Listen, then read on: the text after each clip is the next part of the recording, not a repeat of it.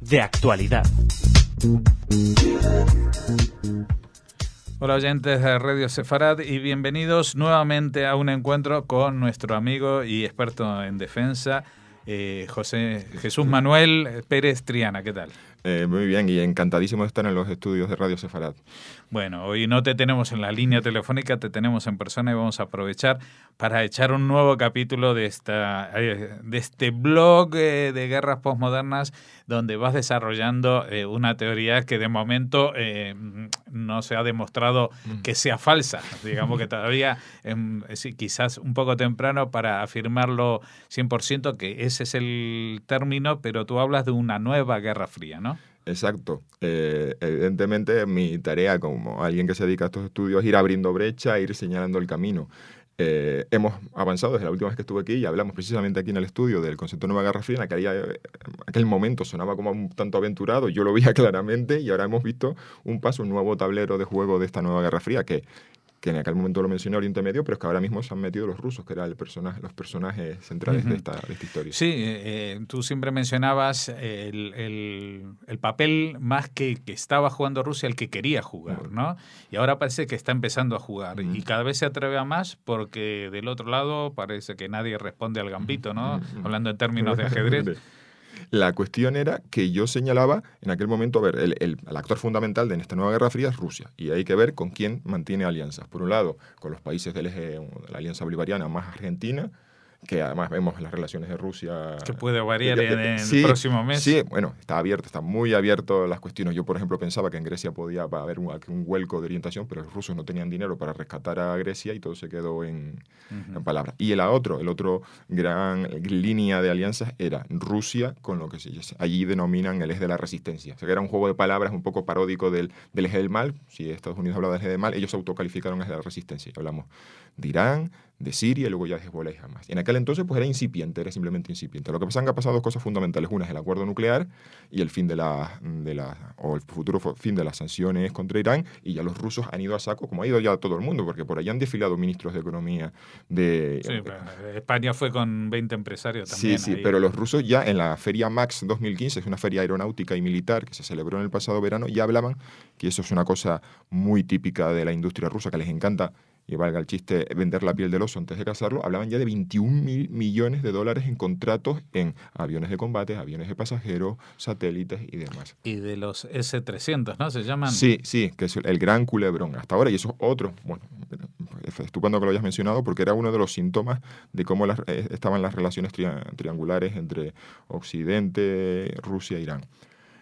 Irán, el problema es que, la cuestión de Irán es que compraron un montón de armamento en la época del Shah. Estados Unidos fue hace 50 años, ¿no? Sí, se metieron en la guerra, entraron en guerra con Irak, se convirtieron entonces en compradores de armamento chino y ruso, pero entre el agotamiento económico por la guerra, entre las sanciones posteriores, podríamos decir que el ejército iraní es muy vintage.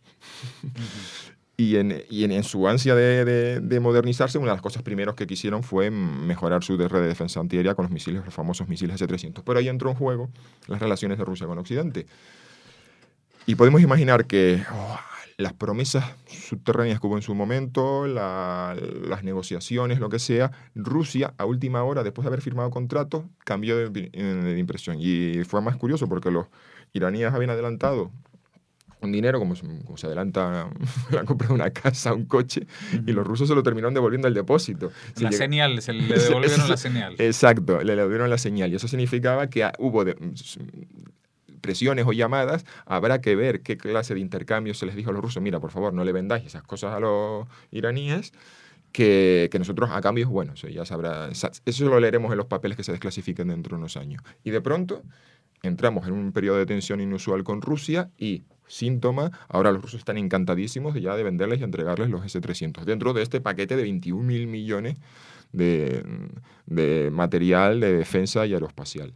Entonces veíamos que las relaciones de Rusia eran, por un lado, con Siria, pues era su proveedor de armas, y por el otro lado estaban ahí unas incipientes relaciones con Irán. Pues ahora, esa cosa que yo señalaba, a lo mejor podías decir prematuramente que yo señalaba una guerra fría, pero ahora hemos visto que se han cumplido dos. Irán y Rusia van a acrecentar sus vinculaciones y sus intercambios y Rusia ha entrado, vamos, hasta la cocina en Siria, que además es muy divertido porque 15 días antes de... 15 días, no, 3 días. 15 días antes yo lo señalé en el medio que se estaban empezando a pasar cosas que daban a entender que Rusia iba a intervenir, mientras en los medios rusos leíamos cosas como la campaña de desinformación occidental para vender la moto de que Rusia va a meterse en Siria. O sea, ¿qué más? Me imagino yo cómo sonará eso. Llamarían desde el teléfono de Moscú y ahora, chicos, el mensaje es otro. Bueno, esto es como la rapidísima información que tenían los rusos sobre que el avión que cayó en el Sinaí no era un atentado. O sea, el problema era que los dos, tanto Rusia como Egipto, no tienen credibilidad ninguna, y menos después de declaraciones como esta, ¿no? La cuestión, yo me digo, el pobre papelón que le toca a todos aquellos encargados de trabajar y defender la postura oficial rusa, porque un día estás defendiendo que todo esto son insidias y sin fundamento, y a los 15 días estás defendiendo la intervención. Además se ha hecho, ¿no? Toda esa línea argumental que se mantuvo de que la intervención rusa en Siria era una intervención, una operación antiterrorista orientada claramente a luchar contra el Estado Islámico, mientras los que estamos metidos en el ajo veíamos todos los días que estaban cayendo bombas en Idlib y en Latakia, en la línea de frente contra los rebeldes más, menos moderados o menos moderados, pero que desde luego no era el Estado Islámico. Pero sí, aunque Rusia no ataque directamente a los rebeldes, sí lo que le da cancha al ejército sirio de Hafez el-Assad, estar libre de preocupaciones en el frente antiterrorista contra el Estado Islámico y para dedicarse a atacar a la oposición, ¿no? A ver, la realidad en Siria sobre el terreno es que la animosidad entre el Estado Islámico y el régimen de Assad, esto es poquita.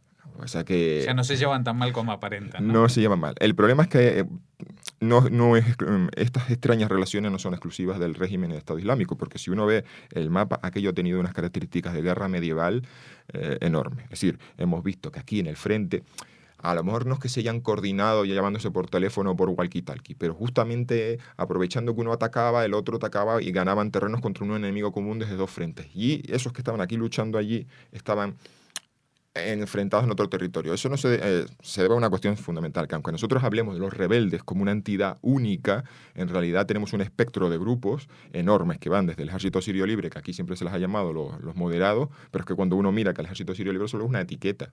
Dentro, en cada región, el ejército sirio libre está compuesto por un montón de facciones y grupos, cada uno hijo de su madre y de su padre, y con distintas ideologías. Y luego dentro del mundo de los yihadistas, 3/4 de lo mismo. No es lo mismo el antiguo Frente Islámico que Jabhat al-Nusra. Y cada uno a su vez, bueno, quitando Jabhat al-Nusra, que sí es una marca consolidada. Además, tampoco son los mismos que empezaron a decir... A los que estamos siguiendo la guerra es una locura porque cada 3 meses aparece un vídeo de 3-4 grupos se unen, se cambian el nombre, cambian de logotipo, juran lealtad a unos y a otros. Entonces, lo que ha habido es una especie de no de alianzas móviles, sino de que cuando hablemos de la guerra civil siria, hay que hablar de las guerras civiles sirias, porque además tenemos muchos actores. Lo que hacen los kurdos por un lado, lo que hace el Estado Islámico por otro, lo que hacen los rebeldes por otro. Y además, eso de las guerras civiles es la clave fundamental de por qué está el lío. Porque si mañana, no sé, mañana de repente hace las maletas, se monta en un avión ruso y aparece en Crimea y abandona el país y se colapsa el régimen, no va a acabar la guerra. Solo se habrá despejado el tablero un jugador.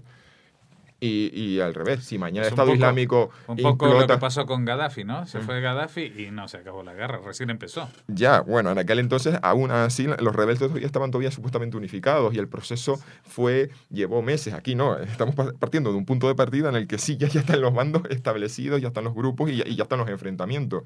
Y si mañana implotara el Estado Islámico por alguna razón, evidentemente la guerra continuaría. Y hemos visto violencia, los kurdos que ahora tienen muy buena prensa, porque bueno, primero, se mantuvieron muy al margen. Ahora se les glorifica, pero fueron unos rebeldes. O sea, ellos tan pronto controlaron el territorio que pudieron, ni siquiera, es decir, en aquellos momentos en que hubo ofensivas del régimen contra poblaciones en manos de los rebeldes, de ellos, no intervinieron, no hicieron nada, mientras los del Ejército Sirio Libre y otros grupos les pedían por favor que intervinieran. Solo cuando el Estado Islámico tocó en su puerta se han implicado en la guerra. Pero bueno, hace poco salían pues que habían, en su avance hacia el sur, ya habían llegado a núcleos de población que no son de mayoría kurda y que con la población árabe suní habían tenido, pues bueno, en fin, se habían cometido ahí atrocidades. Entonces, aquí todos han cometido en algún momento atrocidades contra el grupo étnico, religioso o lingüístico aparte, y entonces son varias guerras en marcha. Son varias guerras y con varios aliados cada una, porque claro. si uno dice, a ver, ¿Turquía de qué lado está?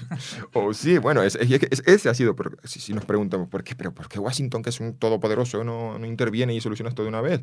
Porque esto es como, ver, como son ligas distintas en las que en cada liga estamos con un equipo diferente. Por ejemplo, ahora mismo Estados Unidos se ha dado cuenta que el ejército sirio libre es demasiado débil y demás. Está apoyando a los kurdos. Bien, pero somos aliados de los kurdos contra Assad. Sí, pero es que resulta que los kurdos Turquía los considera enemigos, pero es que Turquía es amigo de la OTAN. Ahí está. En Irak somos aliados de los iraníes para luchar contra el Estado Islámico, pero en Siria estamos en contra de Assad, apoyado por... O sea que es un poco imposible entender. Y entonces, si es imposible entender, ¿qué salida puede tener esto? Porque tú dices, si se va a Assad, tampoco pasa nada, tampoco se acaba. Si derrotan a Daesh, tampoco se acaba. Bueno, la cuestión... Porque aparte Daesh, sí. Daesh no es solamente un ejército. Daesh es una forma de vivir en el mundo occidental también. O sea, hay mucha gente pendiente de los vídeos y de las redes sociales de lo que pasa con Daesh, ¿no? Bueno, lo que has planteado es muy, muy importante. Yo decía que si mañana acaba el régimen, bien, acaba el régimen y ya está, pero ahora lo que se está planteando sobre la mesa ¿es posible algún tipo de acuerdo en el que, por ejemplo, Assad se va a una dacha en Crimea, pero queda, por así decirlo, la estructura del Estado? Y se llega a un acuerdo con ciertas facciones de los rebeldes. Entonces ya empezaríamos a despejar bandos.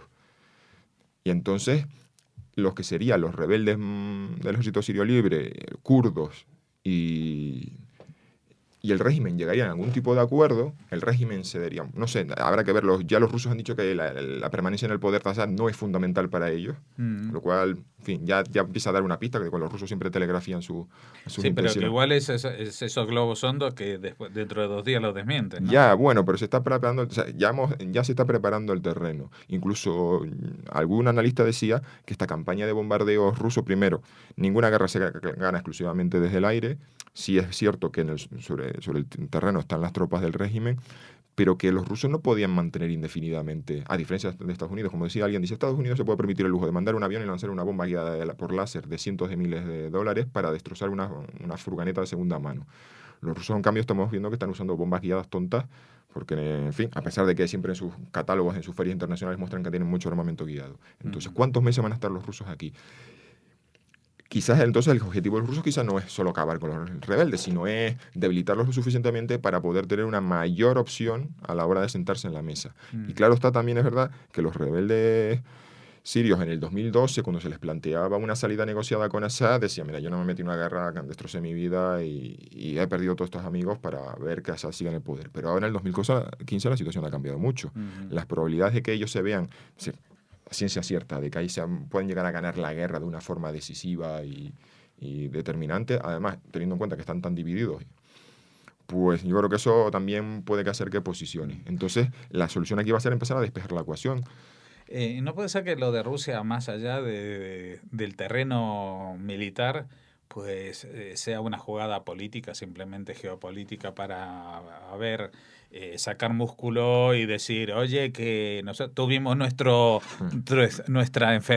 gripe desde el 91, pero que ahora estamos y somos potencia mundial? Por supuestísimo, por supuestísimo. O sea, esto, cuando uno mira que el otro día se hablaba ya de que Putin tenía una aprobación a la intervención en Siria, empezamos ya a andar en el terreno de los 80 y tantos y 90 y tantos %, pues ya uno puede empezar a entender, justo en un momento en el que la caída del precio del petróleo brutal desde el verano del año pasado, que andaba el barril por 120, y llevamos un año que está entre 40 y 50 dando bandazos, la verdad que ahora mismo no sé en qué anda, pero me refiero que yo la iba siguiendo semana a semana cuando empezó 90, 80, 70, 50, 40. Eso por un lado. Y las sanciones económicas, está empezando a ser la vida de los rusos un tanto... Las de ucranianas, digamos, las sanciones por Sí, Ucrania. exacto, perdón. Sí, las sanciones impuestas por la Unión Europea y bueno, incluso ahora, por ejemplo, el otro día estaba viendo que había una interdependencia enorme entre las industrias de defensa ucranianas. Una cosa le da la Guerra Fría, cuando en la Unión Soviética fragmentaban para ser más resiliente su industria, la dispersaban por todo el territorio de la Unión Soviética. Ahora se han encontrado que necesitan un montón de componentes y repuestos y motores que fabricaba Ucrania y que luego en Rusia se ensamblaba y se vendía. Y ahora se han dado cuenta de que... Que le falta el muelle Sí, del número 5. o cosas más serias, como los motores que fabrica la empresa Motor Sich, que todo, o sea, no estamos hablando ya de muelles, sino de motores, que toda la mayoría inmensa flota de helicópteros y aviones rusos tenían motores. Entonces ahora resulta que la industria de defensa rusa empieza a tener también hasta problemas para vender según qué cosas. Entonces habrá que ver cómo está el frente interno. Evidentemente, en un país donde los medios de comunicación están controlados, los disidentes intelectuales, bueno, terminan sufriendo enfermedades de plomo o plutonio. Es decir, no es previsible a corto plazo que aparezca una alternativa política, pero sí al menos el malestar social, que es un malestar social del que se estaba hablando durante los últimos meses debido a las sanciones y al empeoramiento de la calidad de vida, y vaya, ahora ha quedado eso totalmente olvidado y cubierto por el orgullo patrio de ver cómo somos potencia. Sumando a otras cosas. Yo recuerdo leer sobre las facturas que estaba acumulando Assad de armamento ruso y pensaba, ¿y esto quién lo paga? Aparte de que el régimen sirio, bueno, la economía siria está siendo sostenida por el esfuerzo económico iraní, pero yo lo que me refiero es que me parecía muy, muy extraño que los rusos estuviesen vendiendo armas a un régimen del que no sabían si iban a cobrar la factura. Entonces, de repente intervienen y apuntalan al régimen y yo digo, esto parece un poco que están intentando asegurarse que esas facturas van a ser cobradas, que ya se llevaron un palo con Gaddafi, cuando vieron que se les esfumaban los contratos que pensaban que iban a... Siria, como tú hablas, es el epicentro, pero evidentemente eso produce ondas que tienen más fuerza cerca y luego se van alejando y en todas partes se hacen olas. Pero yo tengo una pregunta que parece que no tiene nada que ver, pero está muy cerca de esto. Los refugiados. Los refugiados de las guerras sirias, son 4 millones de personas que se han ido durante estos 4 años a Jordania, a Turquía, a donde han podido, y estaban en Turquía durante mucho tiempo. No es que en el último mes ha habido una ola de refugiados, sino que están allí desde hace 2, 3 años. ¿Qué es lo que ha pasado para que de pronto alguien les diga cruzar en botes a Lesbos y de ahí seguir camino a Alemania? Es una pregunta muy interesante que nadie se ha preguntado aquí. Es curioso porque, bueno, claro, a ver, los que seguíamos el conflicto y siempre nos llegaban, aparte yo soy socio de ACNUR y siempre tiene el email donde vemos esas pedazos, inmensidades de campos refugiados en Jordania, que yo creo que el ciudadano medio europeo a lo mejor no tenía constancia, pero de pronto, exacto, ¿por qué se han puesto en marcha? Vamos a ver. Casualmente, dice Turquía que se suma al esfuerzo internacional contra el Estado Islámico y empieza, vaya casualidad, a bombardear los campamentos del PKK dentro de Siria y también los del YPG, el grupo hermano, que además se parece mucho al anuncio ruso. Vamos a meternos allí para luchar contra el Estado Islámico y casualmente las bombas siempre por error caen. No, error. Bueno, primero sucede eso y tanto Alemania como Estados Unidos, que habían desplegado baterías de defensa antiaérea, y España, por cierto, también, en Turquía se replantean ese despliegue y esa postura de ayuda a Turquía, cosa que en Turquía sentó muy, muy mal. Aparte de eso, entre la campaña de bombardeos y la atmósfera política enrarecida, las noticias que a mí me llegaron es que se empezó a poner la situación política, no digo política, la percepción que tenían los refugiados allí, los que eran kurdos, alawitas, lo que sea, que estaba la cosa muy rara en Turquía. Bueno, ya hemos visto atentados, muerte de ciertas personalidades, personas... Sí, pero sin embargo yo he hablado con alguien que es una persona, un turco, que vive aquí, pero que nos habló, Albert Havanoglu, y nos contaba de que en Turquía, por ejemplo, a pesar de la enorme cantidad de refugiados que hay, como que no, son invisibles, que no aparecen ni en los medios de comunicación se habla de ellos, no se hace reportaje, la gente no se preocupa de ellos, están como ahí, pero nadie los ve. Ya, la cuestión, para resumir lo que me quiero decir, yo creo que aquí se mezcló un poco entre que el ambiente... Ahí ya entro en el terreno de la especulación, pero si el gobierno turco, entre que ellos se percibieron que estaba la situación imponiéndose muy rara políticamente, más porque encima están en la frontera. Si uno mira la frontera de Siria y Turquía, no tiene, están en la parte más oriental del país de mayoría kurda. Sí. O sea, todo lo que todas las zonas turísticas a las que todo el mundo, la Capadocia y la costa eso está, ahí no hay. Ahí no hay, están al otro lado. Entonces ellos estaban en esos campamentos a los que mencionas que no son visibles a la población. Claro, es que, si uno ve las megaurbes, Ankara, Estambul, que es donde, y toda la costa del Egeo, o sea, donde concentran una enorme cantidad de población turca, sí, el turco medio una vez habrá cruzado con un refugiado sirio a lo mejor en los últimos años. Se lo habrán encontrado los que viven en la Anatolia interior. Entonces yo creo que ahí se ha mezclado un poco. No sé, ahí ya entramos en torno a la especulación. ¿Usó el gobierno de Erdogan, el gobierno de la presidencia de Erdogan, el asunto de los refugiados, empujarlos un poquito hacia Europa para obtener como una herramienta de negociación, cosa que han usado todos los gobiernos de Oriente Medio, siempre han usado un problema... Pero si hubiera sido eso, no le hubieran ofrecido a Turquía ayudas económicas con tal de que no saliera más gente. Pero yo creo que Turquía no lo controla eso, ¿eh? No sé, digo, yo he leído por los dos lados. La primera parte, esto de qué mecanismos tiene el gobierno turco para empujar y decir, váyanse para Alemania. No lo sé. Lo que sí sé es que gente que estaba allí, bien ONGs, activistas, decían que el ambiente se había enrarecido. ¿Cuál de estos dos elementos es el que pesó más? ¿Cómo se combinaron? Si hay alguno tercero. En eso, así sí que ahí no entro. Eso me refiero porque no tengo todos los datos. Pero eso yo digo que es lo mínimo, la información más superficial que he podido escuchar. Pero la pregunta, ¿por qué aquí, por qué justo ahora y por qué todos en masa? Es una buena pregunta que parece que nadie se ha molestado en responder. Bueno, y seguiremos sin saberla porque yo se la voy preguntando a mucha gente y nadie me da algo definitivo. Es más, cada uno apunta un poco en otra dirección. Sí. He escuchado muchas respuestas diferentes. Pero bueno, seguiremos atentos a esta evolución de esta teoría, se puede llamar, de la nueva Guerra Fría, porque esto es como en la ciencia, uno tiene una idea de cómo está organizado, la teoría de las cuerdas políticas, en este caso, que atan y desatan al Oriente Próximo, y luego está la realidad desmintiendo o reafirmando esta postura. Así que seguiremos teniéndote de vez en cuando, Jesús Manuel Pérez Triana, para hablarnos de estos temas. Muchas gracias. Encantadísimo de haber estado en Radio Sefarad.